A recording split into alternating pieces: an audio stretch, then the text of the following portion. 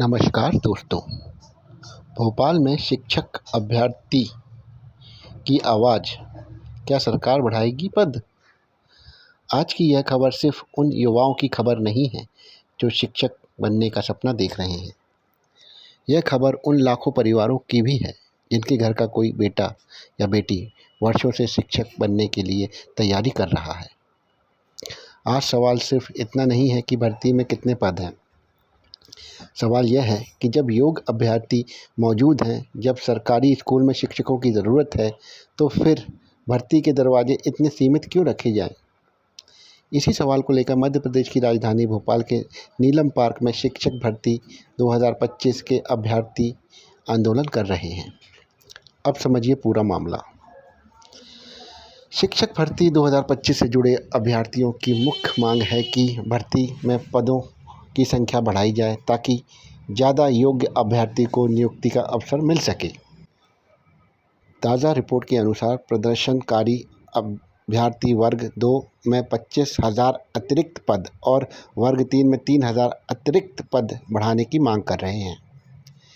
इसके साथ ही करीब 900 चयनित अभ्यर्थियों की नियुक्ति से जुड़े मुद्दा भी उठाया जा रहा है। अब ज़रा सोचिए, एक तरफ एक युवा है जिसने अपनी पढ़ाई पूरी की, उसने टीईटी जैसी पात्रता परीक्षा पास की, उसने शिक्षा भर्ती की तैयारी में वर्षों लगाए, किताबें पढ़ी, कोचिंग की, मॉक टेस्ट दिए और अपनी ज़िंदगी के कई साल इस उम्मीद में लगा दिए कि एक दिन सरकारी स्कूल में शिक्षक बनकर बच्चों का भविष्य बनाएगा। लेकिन जब भर्ती का मौका आता है तो पद सीमित होते हैं, तो हज़ारों योग्य अभ्यर्थी बाहर रह जाते हैं। यही वह पीड़ा है जिसे लेकर आज अभ्यर्थी सरकार से सवाल पूछ रहे हैं।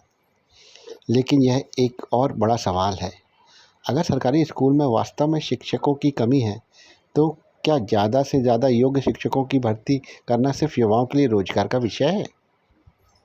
नहीं, यह बच्चों की शिक्षा का सवाल है।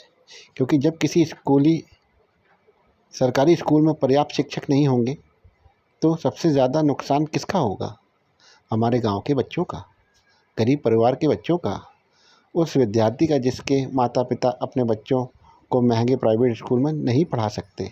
इसलिए शिक्षक भर्ती केवल नौकरी देने की प्रक्रिया नहीं है, यह आने वाली पीढ़ी का भविष्य तैयार करने की प्रक्रिया है।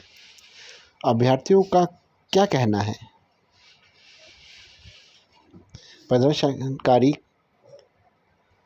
प्रदर्शन कर रहे अभ्यर्थियों का कहना है कि उपलब्ध पदों की संख्या उम्मीदवारों की तुलना में कम है। सरकार को अतिरिक्त पद को भर्ती में शामिल करना चाहिए। उनकी मांग है कि पद बढ़ाए जाएं और आगे की चयन प्रक्रिया तथा दूसरी काउंसलिंग का रास्ता भी खोला जाए। रिपोर्ट के अनुसार कुछ अभ्यर्थी लंबे समय से आंदोलन कर रहे हैं और नीलम पार्क में धरना जारी है। एक अभ्यर्थी के आमरण अनशन पर बैठने की रिपोर्ट भी सामने आई है। यह स्थिति निश्चित रूप से गंभीर है, लेकिन दोस्तों, हमें इस पूरे मामले को भावनाओं के साथ साथ तथ्य के आधार पर भी समझना होगा। सरकार के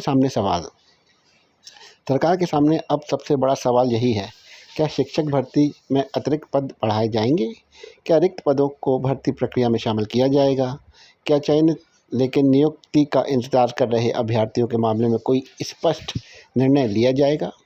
और सबसे महत्वपूर्ण, क्या सरकार अभ्यर्थियों की मांग पर कोई ठोस घोषणा करेगी? अभी तक उपलब्ध ताज़ा रिपोर्ट में इन मांगों पर अंतिम सरकारी निर्णय की पुष्टि नहीं हुई है।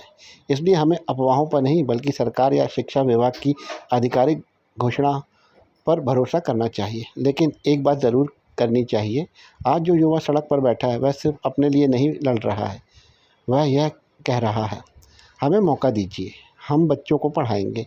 और अगर किसी राज्य में हज़ारों योग्य युवा शिक्षक बनने के लिए तैयार हैं तो सरकार और प्रशासन को उसकी बात को गंभीरता से सुनना चाहिए। क्योंकि एक शिक्षक सिर्फ एक नौकरी नहीं करता है, वह एक बच्चों को पढ़ाता है, वह एक परिवार की उम्मीद बदलता है और कभी कभी वह शिक्षक किसी बच्चे के जीवन की दिशा बदल देता है। इसलिए शिक्षक भर्ती में पद वृद्धि का मुद्दा केवल अभ्यर्थियों का मुद्दा नहीं है, यह शिक्षा, रोजगार और प्रदेश के भविष्य तीनों से जुड़ा हुआ मुद्दा है। अब आपकी बारी। मैं आपसे एक सवाल पूछना चाहता हूँ, क्या आपको लगता है कि मध्य प्रदेश में शिक्षा भर्ती के पद बढ़ाए जाने चाहिए?